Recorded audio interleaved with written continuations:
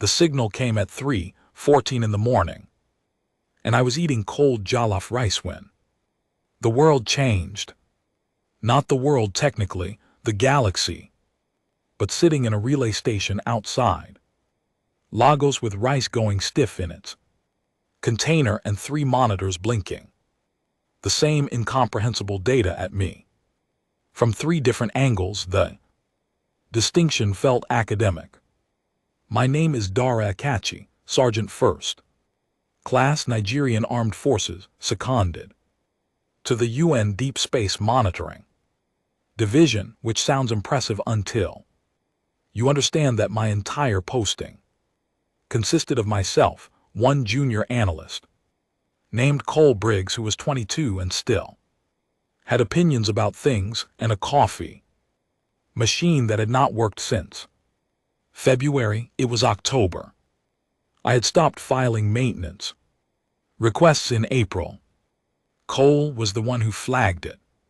He had been running a routine sweep of the deep band frequencies, the ones we monitored, mostly out of institutional habit, ones that had produced nothing interesting in 11 years of continuous operation. He came to my desk with his tablet held out in front of him like it might bite him, his face doing something complicated that I had no word for. "Sarge," he said, "you need to look at this." I looked.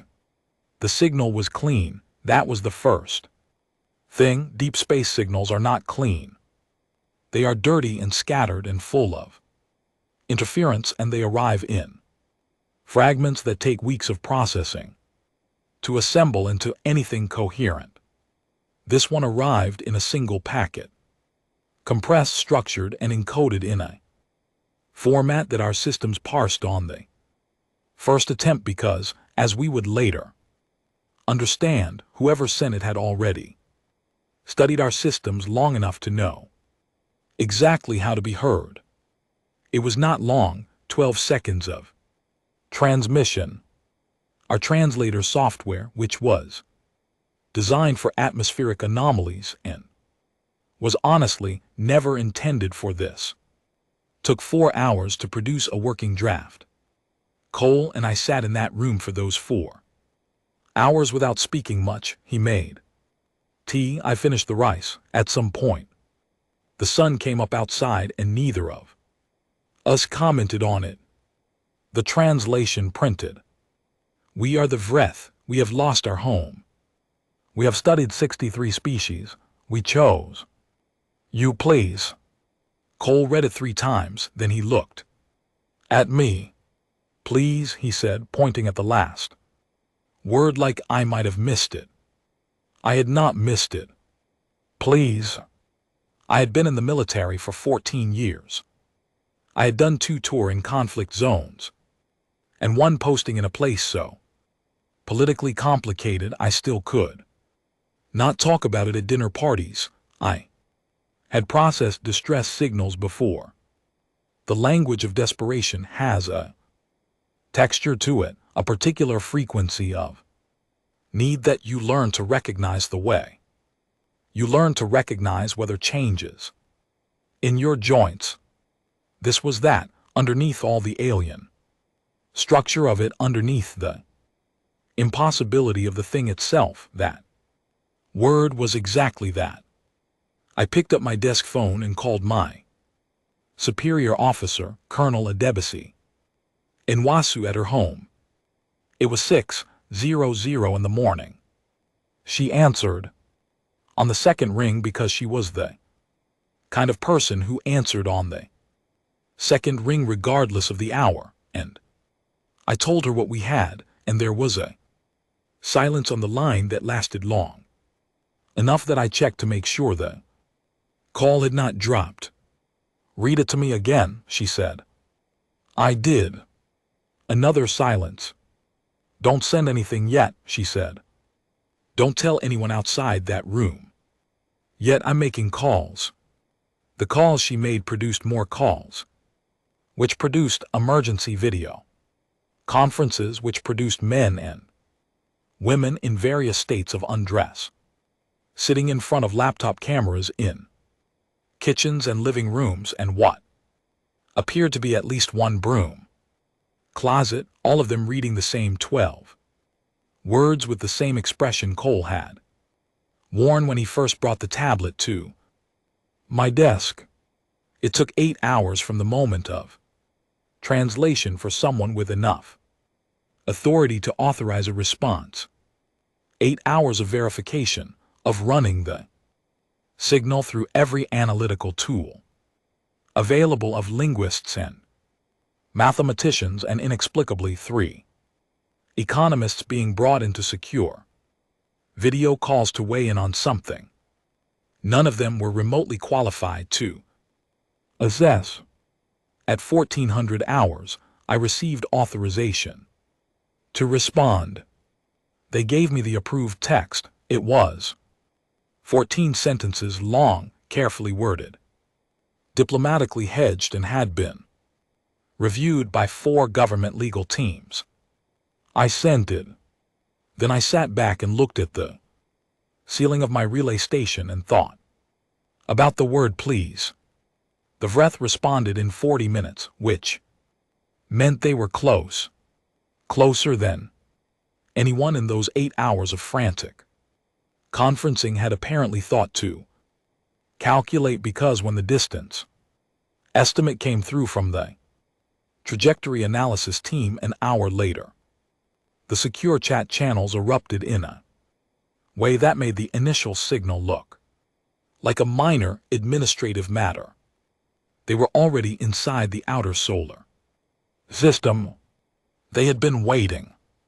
Cole brought me fresh tea, which was kind of him, and stood next to my desk, reading the trajectory data over my shoulder. They were already here, he said. When they sent the message, they were already here. Yes. They waited for us to say yes before they came closer. Yes. He thought about that. I could see him thinking about it. 22 years old first. Real posting, and he was working out in real time what it meant that a species capable of crossing interstellar distances had stopped at the edge of our system and knocked before entering. Who does that? He said. I did not answer because I was already calculating fleet positions. It is what I do when I need to not feel something. For a few minutes, I count things. Ammunition, ships, personnel. It steadies me the way some people use breathing exercises, which I have always found unconvincing.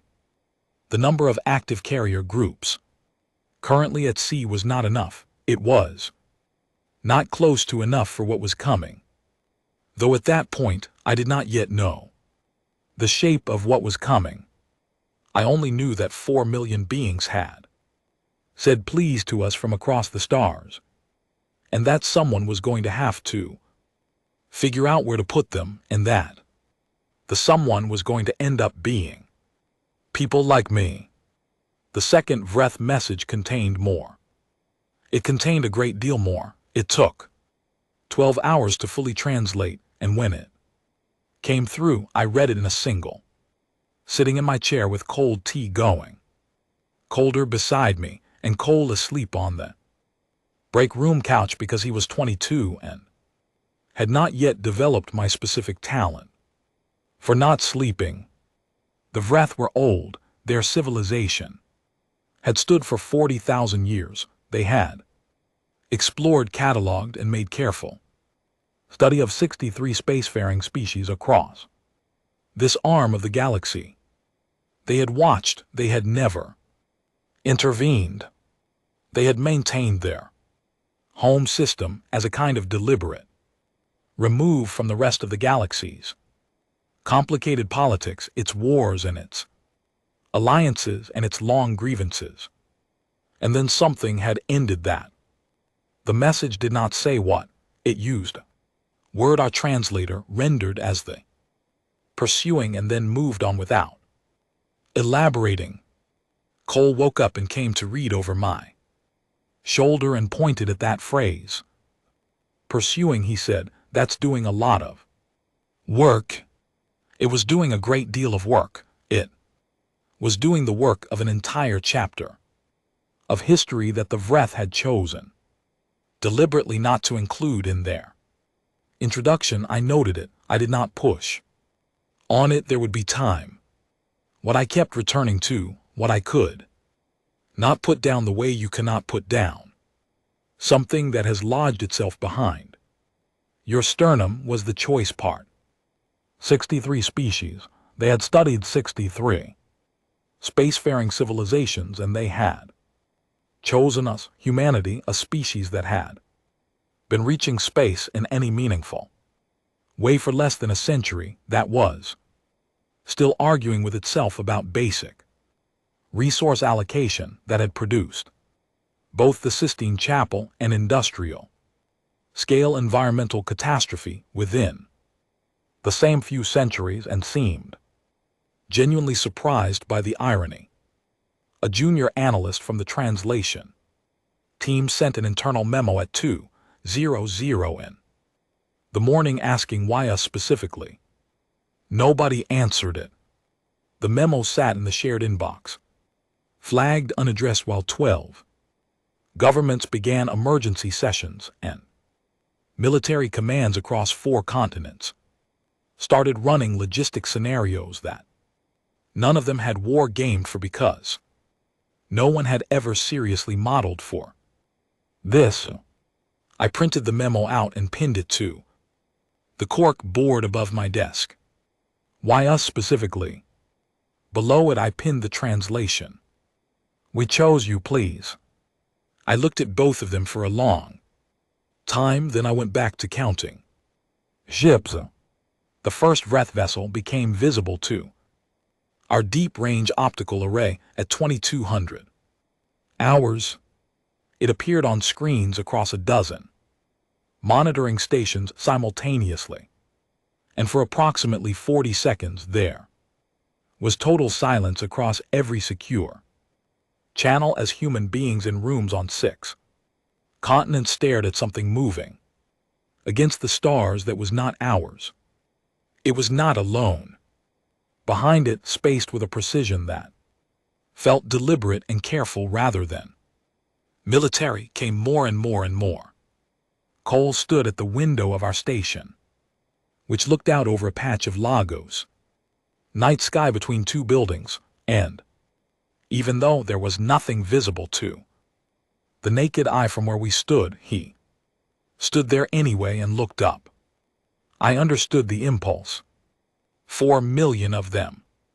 That was the population figure in the third transmission.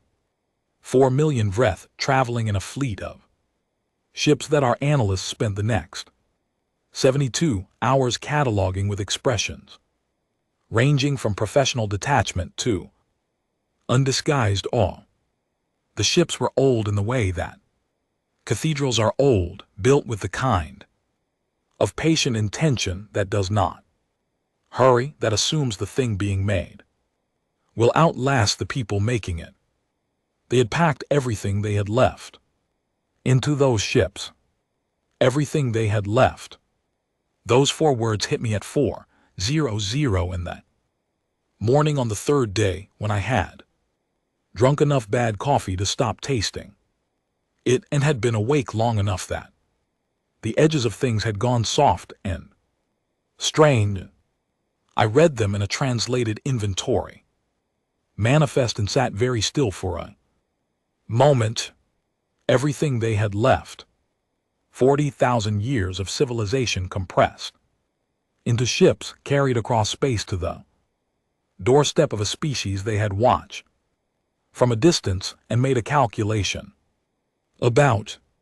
The calculation being these particular ones who are loud and contradictory and have been spacefaring for less than a century and still argue about things that species a 10th their age resolved millennia ago. These ones with their cold rice and their broken coffee machines and their Junior analysts who ask questions nobody wants to answer. These ones will say yes.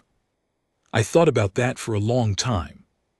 Then Colonel Nwazu called me and told me that my posting had been extended indefinitely and that I was being attached to a new joint task force with a name that had not been decided yet and a mandate that was being written in real time by a committee in Geneva.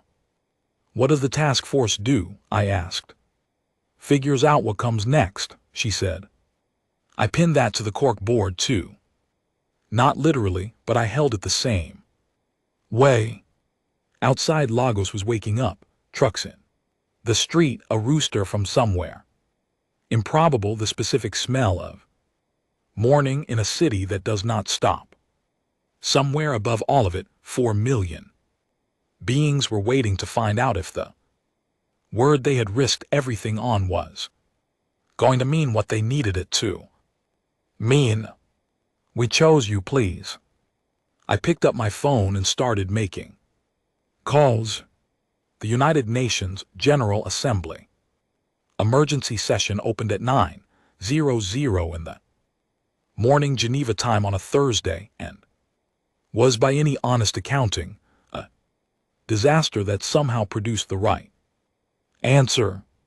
I was not in the chamber. I was in a sub-basement briefing room 3 floors below it, surrounded by military liaisons from 11 nations and a smell of industrial carpet that I would later associate with the specific anxiety of watching history happen slightly too fast to keep up with. There were 6 screens on the wall. Each one was showing a different feed. One was the chamber floor. One was a real-time translation feed of the VREF fleet's ongoing transmissions.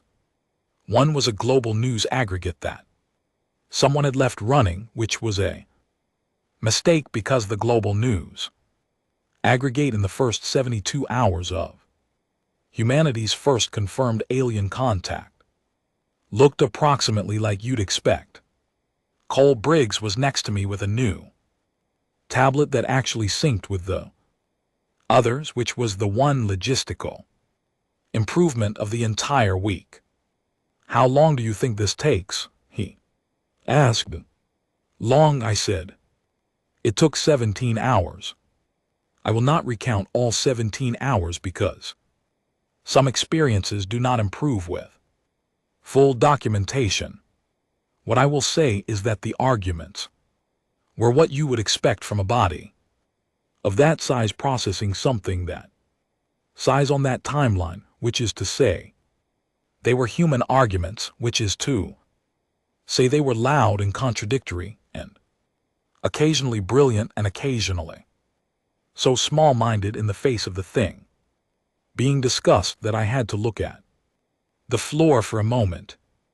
6 nations voted no within the first hour. Their reasons were different but rhymed. Resources precedent, the unknowable nature of whatever was pursuing the VREF, the liability of committing to protection without understanding what protection would require.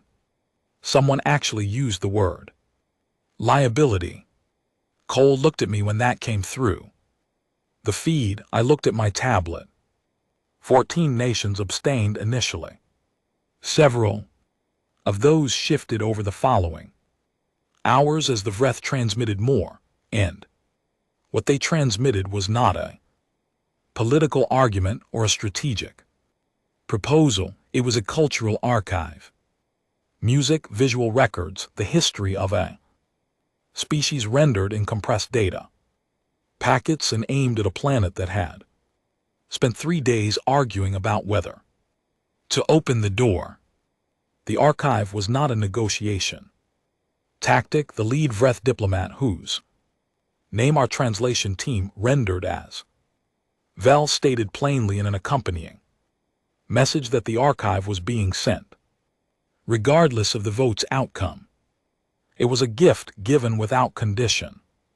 A 40,000-year civilization introducing itself to 100-year-old one and saying, "NGT, snorts. NGT, here is who we are and you do not owe us anything for knowing it." I watched several of the abstaining nations' delegates reading the archive summary on their tablets in the chamber. Several of them shifted their votes. The Yes coalition was built in pieces over those 17 hours, patched together through bilateral conversations and last-minute amendments and the kind of procedural maneuvering that looks chaotic from the outside and is in fact a very specific kind of skilled work. By hour 15, the momentum had shifted enough that the remaining holdouts were negotiating over conditions rather than the fundamental question. The final vote passed with 17 amendments, a 12-month review clause, and language so carefully lawyered that parts of it could mean almost anything, depending on who was reading it. Yes, that was what it meant underneath all of it. Yes. Cole exhaled when the result came through. He had been holding his breath for approximately the last 40 minutes, without appearing to notice. I did not exhale. I pulled up my logistics interface and started building a task list because the vote was the easy part and what came after was not going to build itself. What came after was everything. My official title as of the following morning was Joint Refugee Integration Coordinator, UN Earth Defense Liaison Division. The title had been invented 48 hours before I received it and still smelled like fresh bureaucracy. My office was a converted shipping container in Cape Town Harbor fitted with a window that I cut myself using a request form that nobody had approved, but nobody had denied either, which in my experience is the closest thing to permission the military offers on short notice. I had 6 tablets, none of them synced with the others. I accepted this as a constant. Vel arrived 3 days after the vote, aboard the first Vreth diplomatic vessel, cleared for close Earth approach. The ship was not large by Vreth standards, apparently, though by human standards it was large enough that the Cape Town Harbor team spent a full day reconfiguring the approach vectors before they were satisfied. I was on the dock when Vel came down the boarding ramp, 7 ft tall, bioluminescent, which means their skin carried shifting light in patterns that moved with their emotions, though I did not know that yet and spent the first 10 minutes trying not to stare in a way that was probably obvious. Their build was long and geometric, all clean angles like whoever designed them had strong feelings about efficiency. They wore something that was not quite clothing and not quite armor and moved in a way that made you understand at a level below thought that this was a being who had never needed to hurry because nothing had ever posed a serious threat to them until now. Vel stopped at the base of the ramp and looked at me with eyes that were large and amber and very still. "You are the one who answered the signal," Vel said. NGT, snorts. NGT. The translation came through my earpiece half a second after the sound, which created a slightly surreal effect of hearing 2 languages simultaneously. "I was eating rice," I said. There was a pause. "We know," Vel said. "We watched. We chose you specifically." I processed that. The part where they had been watching before the signal, the part where specifically had a meaning I was not ready to unpack in a harbor at 7:00 in the morning. "Right," I said. "Let's talk about docking allocation." Vel's bioluminescence shifted into a pattern I did not have a name for. Later I would come to recognize it. I never did find a word for it. The closest I could get was something between fond and curious and something else entirely, some third thing that does not have a human equivalent. The first month was a lesson in how much you can accomplish when you stop waiting for complete information and just start solving the problems in front of you. The Vreth began arriving in organized waves. 4 million people is not a number that becomes real until you are coordinating the infrastructure for it, at which point it becomes extremely real with very specific subproblems attached. Vreth required particular atmospheric conditions in enclosed spaces, which our engineers addressed with a combination of improvised filtration systems and a truly impressive amount of creative regulatory interpretation. They were partial photosynthesizers, which meant urban planning teams in Cape Town, Mumbai, and Busan found themselves in urgent conversations about lighting infrastructure that none of them had expected to be having.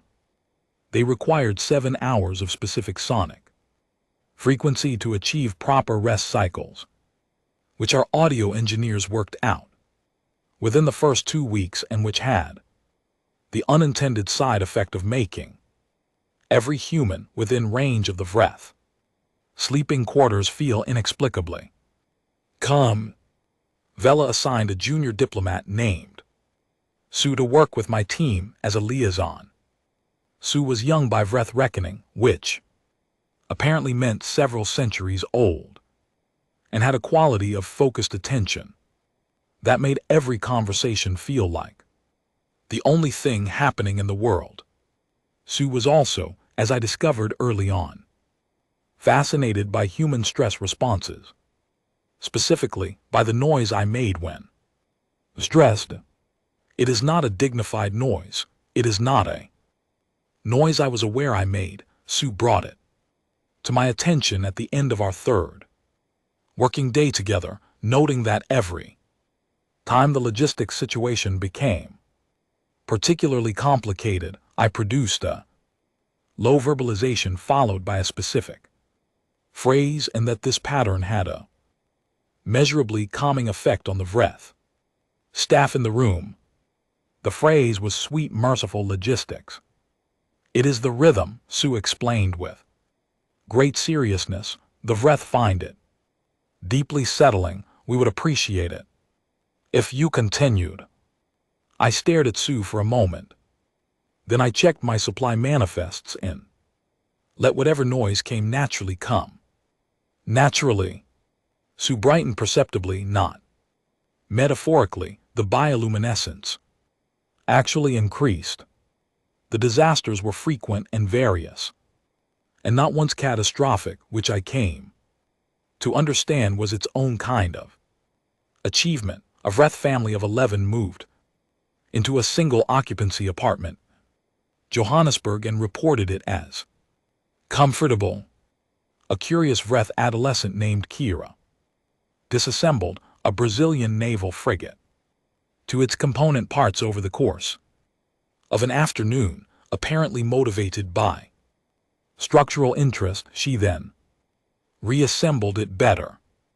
The frigate's captain, Lieutenant Commander Owen Graves, filed a formal complaint with my office, read back over it, and refiled it as a commendation. A district of Osaka reorganized its entire street lighting grid to match Vreth photosynthetic wavelengths. Unprompted, the residents coordinating through neighborhood message boards over the course of a weekend. The city council discovered this after the fact, and after several days of internal debate ratified it. Cole, who had been transferred to my team officially by this point, walked into my container office one afternoon with his tablet showing the Osaka story and stood there looking at it. "We're pretty good at this," he said. "Don't say that out loud," I said. "Something will break." "No, but genuinely, we're good at this." "Why are we so good at this?" I did not answer him. I knew the answer, or the beginning of it, but it was not the kind of thing I said out loud in the middle of a workday. It had to do with practice with a species that had spent most of its history taking people in. Not always gracefully, not always without conflict, but taking them in. It had to do with the specific competence that comes from having been the ones who needed shelter before. I thought about saying that. I filed it away instead. The intake numbers climbed steadily. The integration teams pulled from military, civilian, medical, engineering, and urban planning. Backgrounds across 40 nations worked at a pace that would have seemed impossible in a planning document, but felt somehow inevitable on the ground, like we had always been building toward this capacity without knowing what we were building it for. Vel found me on the roof of my container at 2:00 in the morning, 40 days into the operation. I was eating rice, cold again, because I am not a person who changes habits under pressure. The harbor was lit up below, 3 new wreath vessels in the process of being guided to their berths by a dock crew that had developed its own improvised hand signal system for communicating with wreath pilots. Val stood at the edge of the roof and looked at the harbor for a while without speaking. Their bioluminescence was low and steady, the pattern I had come to associate with thought. "May I ask you something?" Vel said. "You can try," I said. "Why did you say yes?" Not a question quite. The inflection was different, more like something being set down carefully. I ate rice for a moment. "We've been the ones saying, please, before," I said. Vel's bioluminescence did the thing it sometimes did, the one my translator had no category for, the one I had stopped trying to name. They were quiet for a while. Below us, the dock crews improvised. Hand signals were getting faster, more confident. Someone had a speaker balanced on a crate, and music was coming out of it, something with bass that carried up to the roof and sat in the chest. "The Keth will come," Vel said. "You should know that." "I know. When they come, they will be difficult to explain. Most things worth dealing with are." Vel looked at me with those amber eyes that were very still and very old. "You are not afraid," Vel said.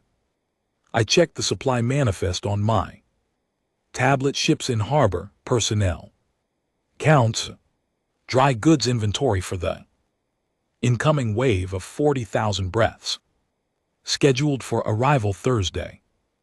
"I'm afraid of running out of sonic frequency generators," I said. "Everything else is just a problem to solve." Vel made a sound that I would later understand was laughter. It was not a human sound, but the shape of it was familiar enough. Below us, the dock crew finished guiding the third vessel in, and someone on the ground let out a cheer that carried up to the roof without any help. The music kept going. The harbor lights shimmered on the water. I finished my rice. I started a new supply request form.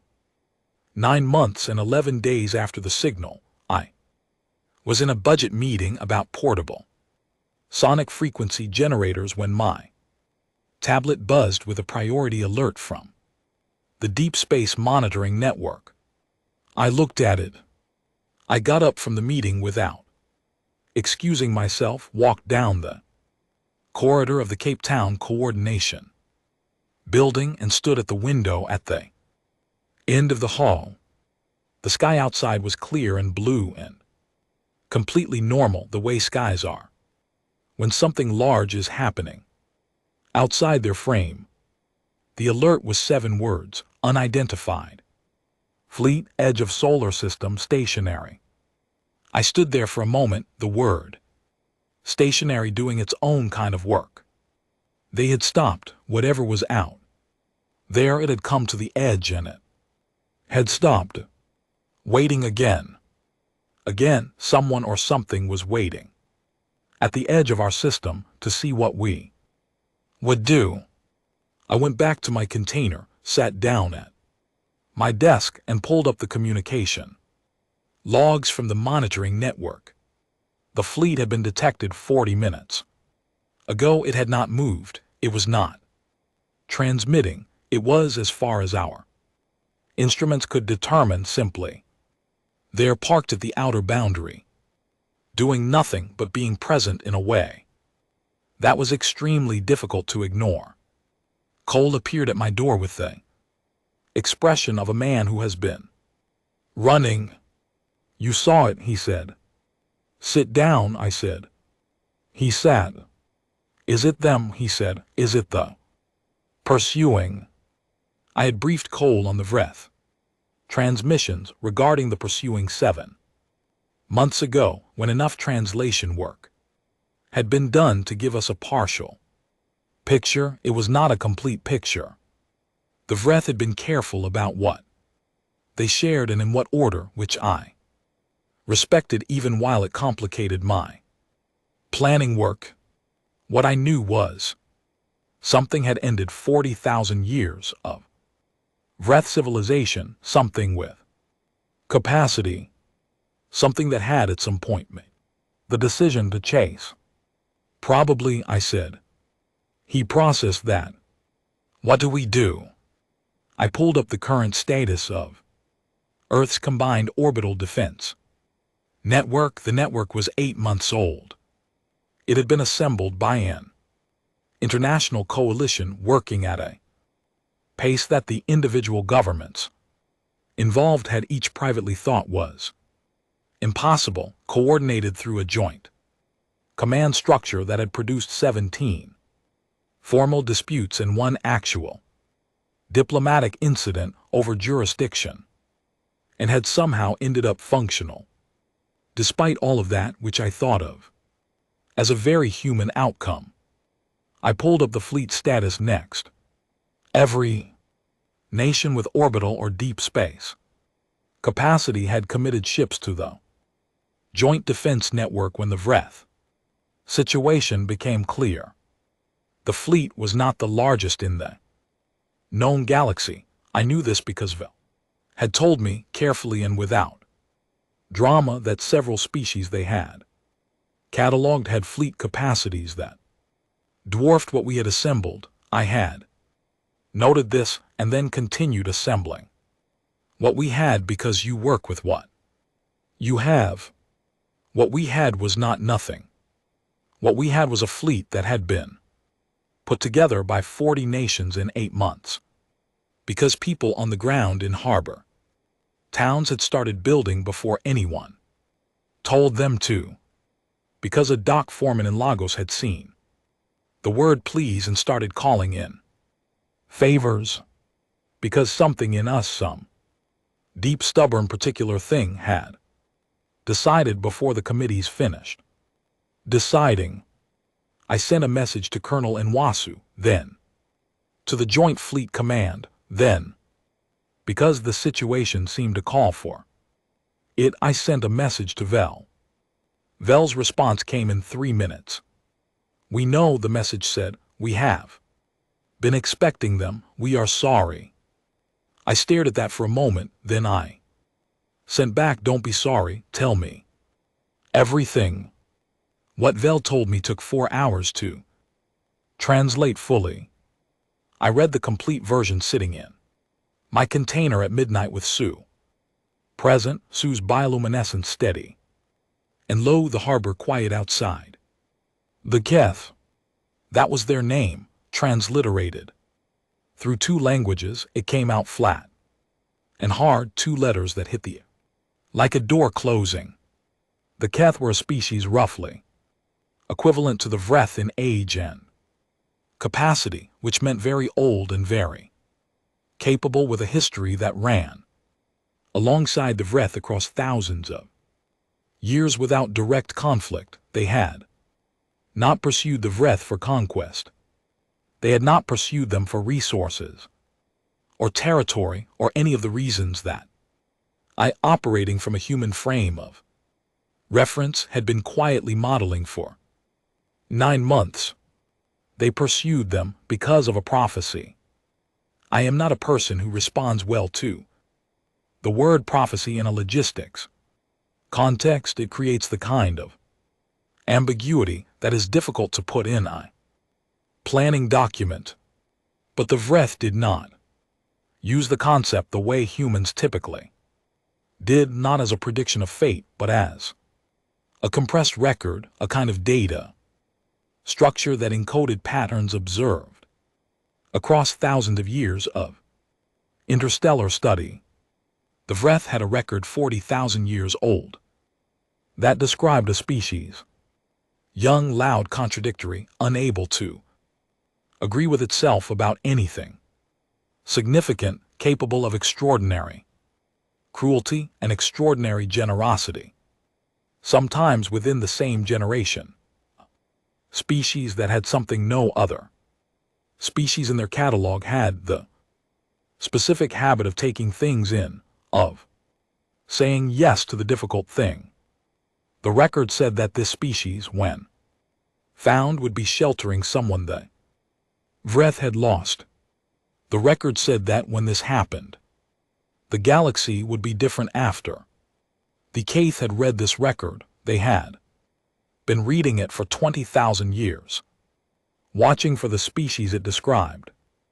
When the Vreth began moving, when it became clear that their home was lost, and they were going somewhere specific, to someone specific, the Keth had followed, not to destroy, not to conquer, to see if it was true. That was the pursuing.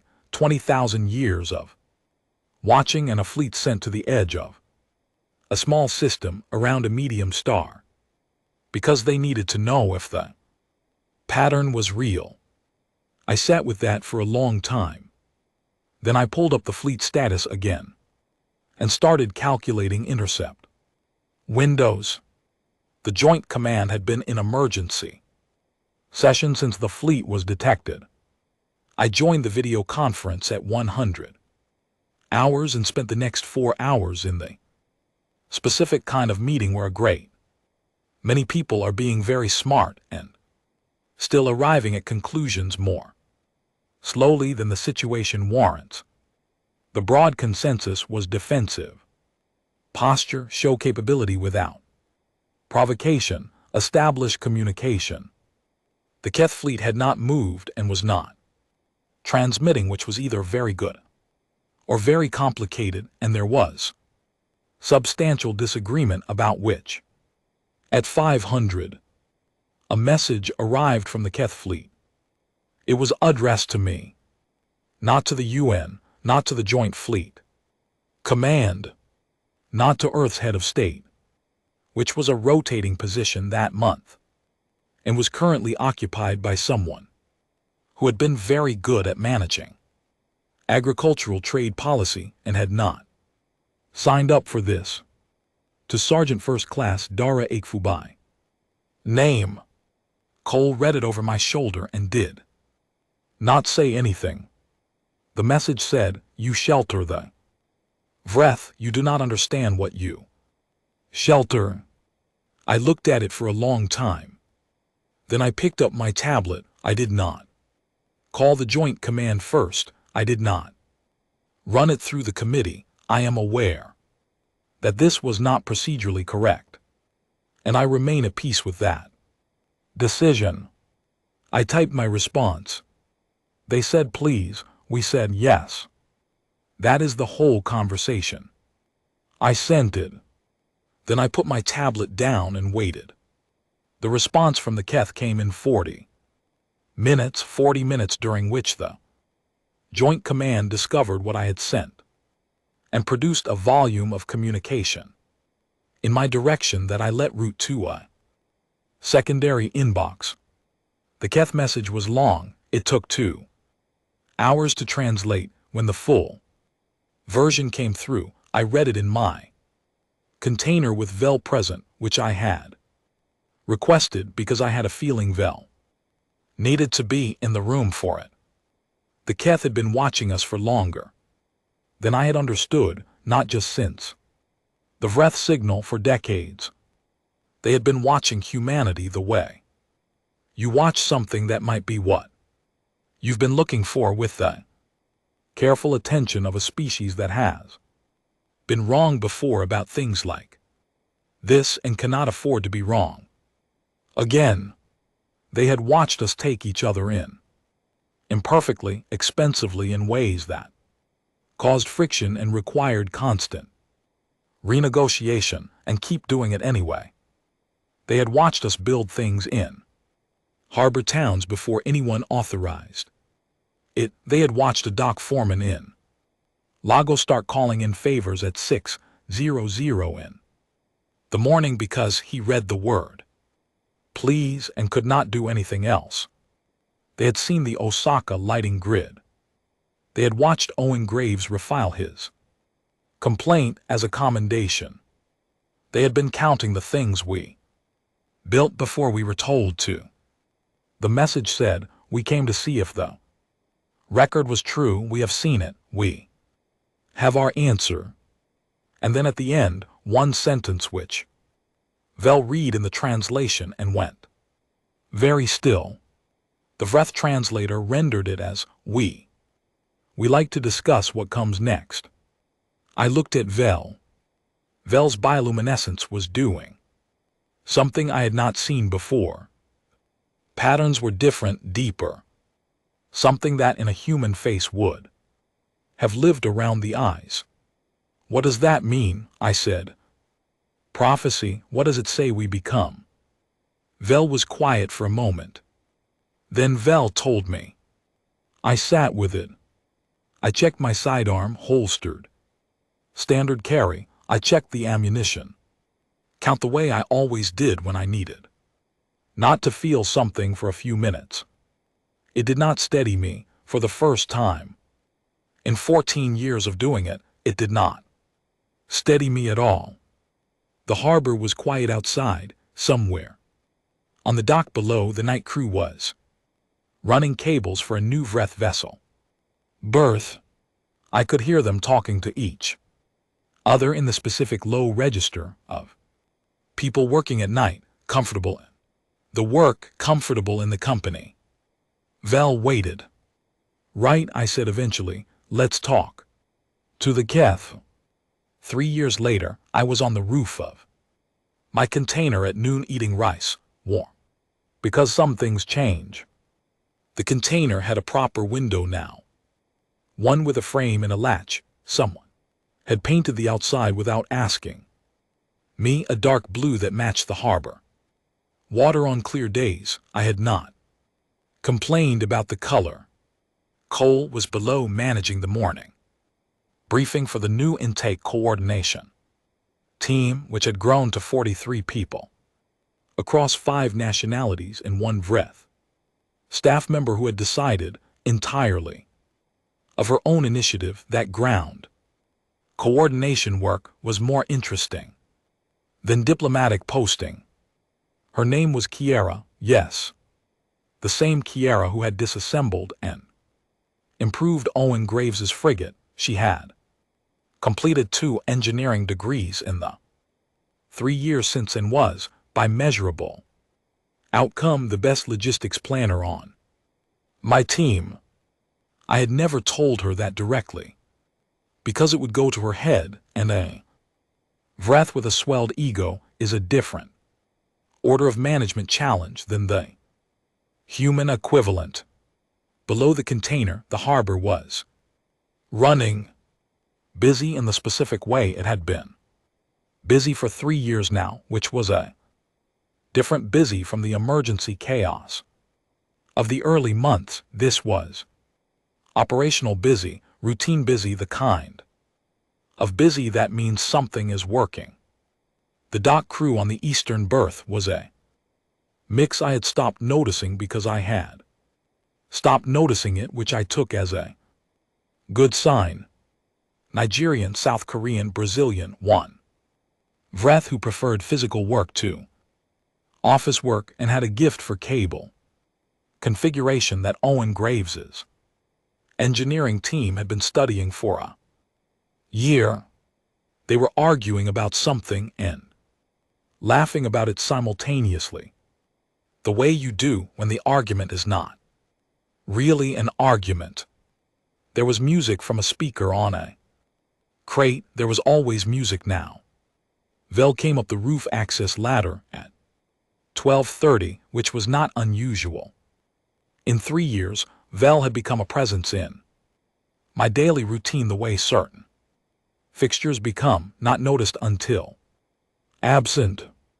The Keth ambassador made a formal complaint about the weather, Vel said. What about it? It is not consistent. It's weather, I said. They come from a system with a very stable primary star, Vel said. Variation here is distressing to them.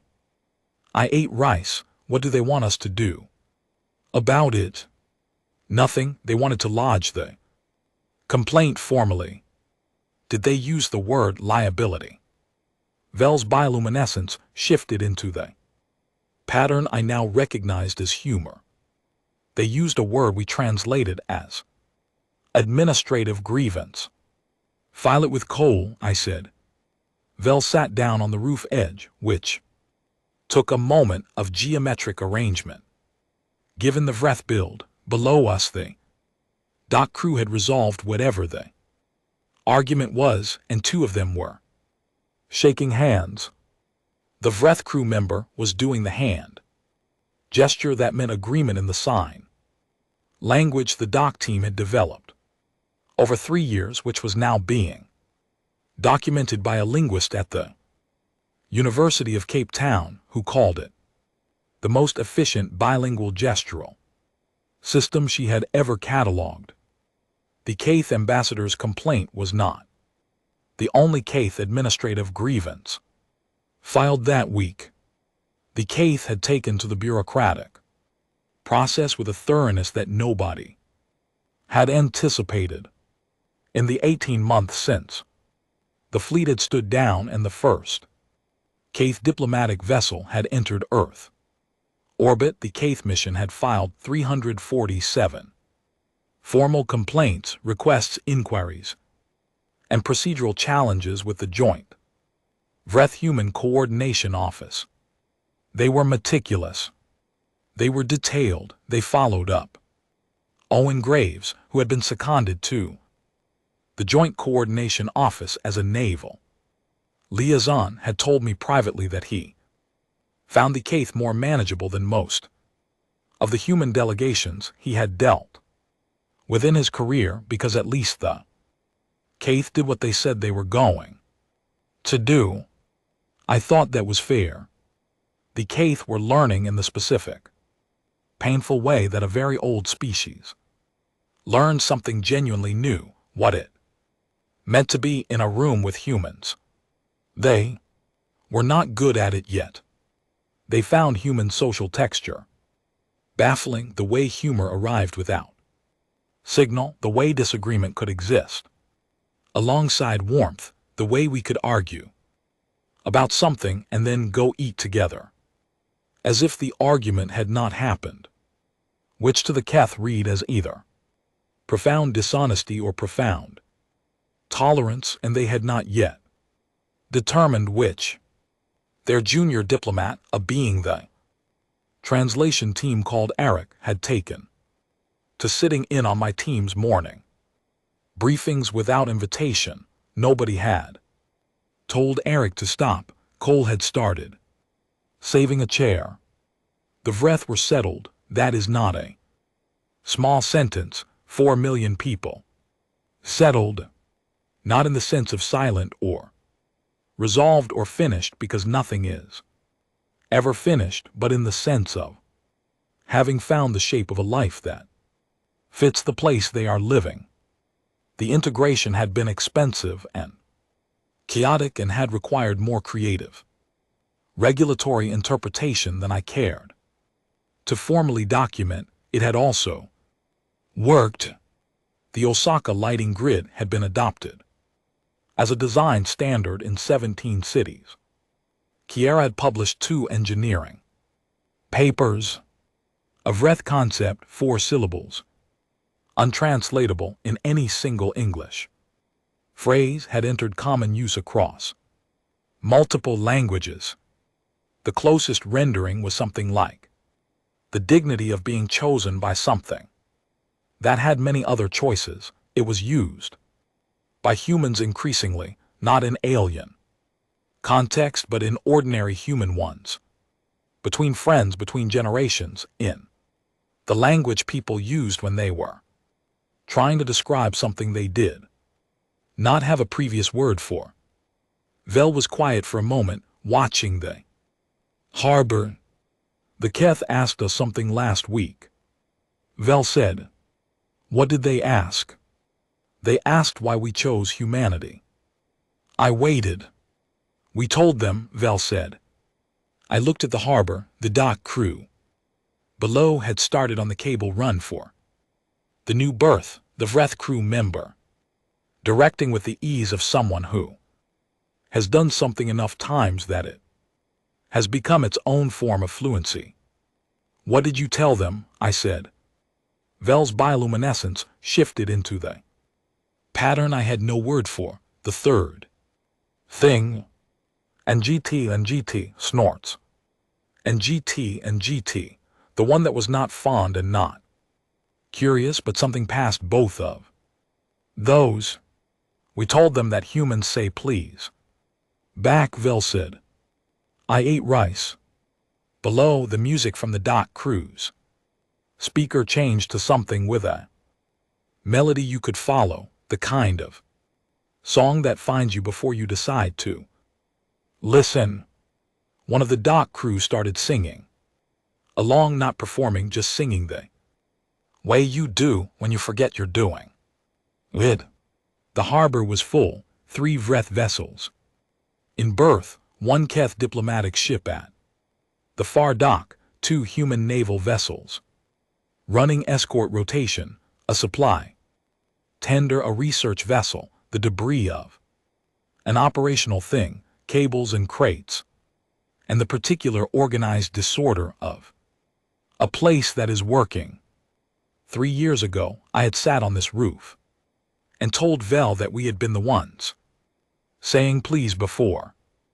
I had meant it as an explanation, as the shortest true thing I could say about why a species responds to need with capacity instead of calculation.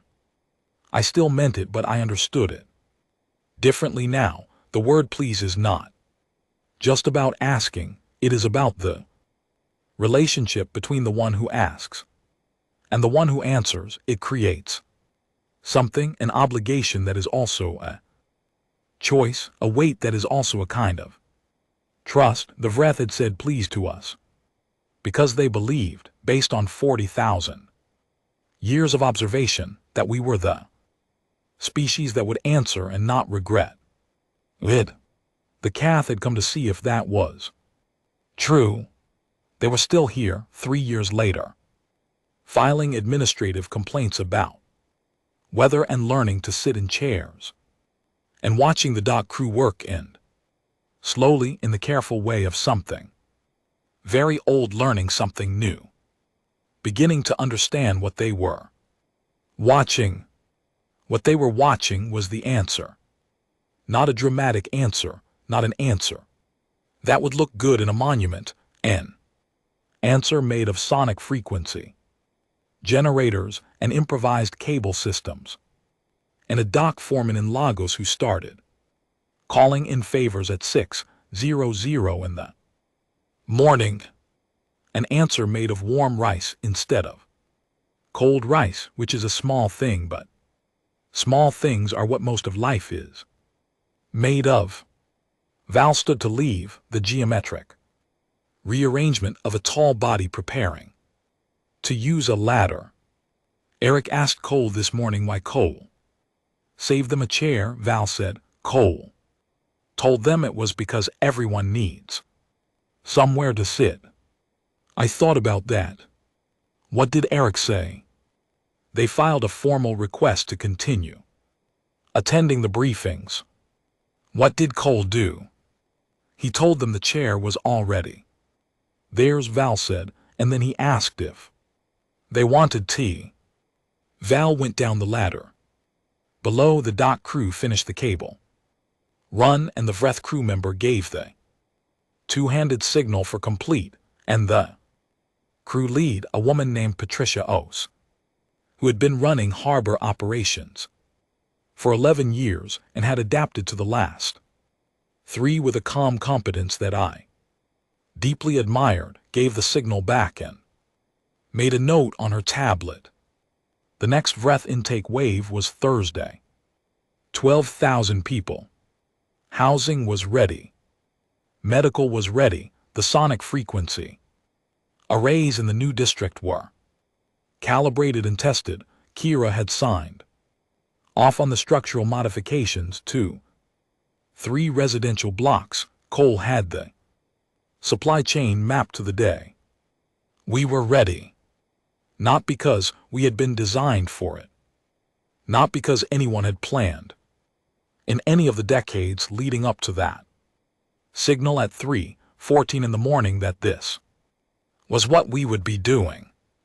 But because the capacity had been there, built in pieces over a very long and very complicated history of taking things in, built from need and failure and the specific human knowledge that you do not wait for perfect conditions to begin. You begin. I looked at the harbor one more time. Then I went downstairs to help with Thursday's prep. The rice could wait.